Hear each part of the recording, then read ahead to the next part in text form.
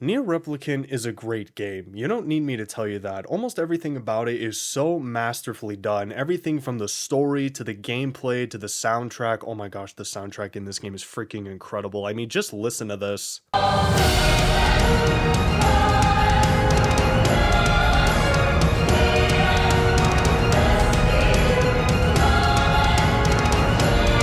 It is overall just a fantastic game, and I was especially excited to play it after I found out about its existence and that it was a prequel to NieR Automata, which is one of my favorite video games of all time. I fully completed that game, I think, in 2021, and ever since I did, it has held a very special place in my heart, and it's a game that I consider a masterpiece. But back to NieR Replicant, I beat the game last year, and it was overall a very enjoyable experience, and I give the game a 9 out of 10. But what prevents me from giving this game a 10 out of 10 is just this one problem. As you can tell by the title of this video, there's just one thing that I really don't like about this game and preventing me from granting it the title of masterpiece is how repetitive it is. And in order for me to explain what I mean by this, I need to explain how the story is told and structured, because it's not told in a traditional linear video game fashion where you just play through the game once and then that's it. Both NieR Replicant and Automata's stories are told in 3 separate structures, A, B, and C. But before we get any further, I just want to say that this video will include spoilers for both NieR Replicant and Automata, so if you want to play either of those games, I suggest you click off this video. But anyways, let's just get back to it. In NieR Replicant's Route A, you just go through the story once, I think it's like 8 or 9 hours, and then you're done and you go on to Route B, which is done by saving the game at the end of Route A and then loading that save file. And Route B is freaking amazing because the story is just completely flipped on its head, because while it is pretty much the same thing as Route A, you get some extra cutscenes that add to the story, but some of them really make you question if what you're doing is actually the right thing and if you're really the hero in this story. And I freaking love it when video games or any form of media does this, when they make you question your actions and if what you're doing is actually the right thing to do. It's kind of like how in Metal Gear Rising: Revengeance, when Sam confronts Raiden and he tells him, is your cause just, or is that just what you tell yourself? But anyways, Route B is fantastic, and once you complete it, you go on to Route C, and that is actually where my problem comes in, because it is pretty much the exact same thing as Route B. Same cutscenes, same story, bosses, everything. The only difference is that you get some little extra bits of dialogue. That's it. And this difference is honestly so minor, it could have been included in Route B and nothing would have changed. And the reason why I have such a problem with Route C is because by the time I got to it and I realized that it is basically just going to be the exact same thing I just got done playing twice, I got really fed up and was just begging for there to be something new. Because despite how great the story is and how much I loved it, it's like eating your favorite food every single day. You're going to get tired of it eventually. Now let's compare NieR Replicant to NieR Automata, because as I said in the beginning of this video, both games have the same story structure, but Automata does such a better job at telling its story. In Route A, you play through the game as 2B, and then about 8 hours later you're done, and then you move on to Route B, but there you play as 9S, who is the secondary main character, because some things happen to him in Route A and he kind of goes MIA for a while, and you get to see what happens to him. And after Route B, you go on to Route C, obviously, but this is where Automata really deviates from Replicant, because in Automata's Route C, the story actually continues and you get to see the events that transpire, and it feels like a breath of fresh air because it's like, oh, okay, finally something new. Granted, it's extremely depressing and I wanted to give 9S a hug and lots of therapy, but it at least feels refreshing, unlike in Replicant, and that's what makes me think NieR Automata is overall just a better game and one I consider a masterpiece. I still think NieR Replicant is a great game, but I just got so tired when I got to Route C and I realized that it's basically just going to be the exact same thing. Because let me tell you, I freaking hated going to the Forest of Myth in Route A, so having to go there an extra 2 times was very unpleasant to say the least. But another minor gripe that I have about NieR Replicant is that I do not like the fact that you have to get all 33 weapons in the game in order to get endings C, D, and E. I think that's freaking stupid. Overall though, I think both of the NieR games are great, and they are ones that I would definitely recommend playing if you haven't already. And that's gonna do it for the video.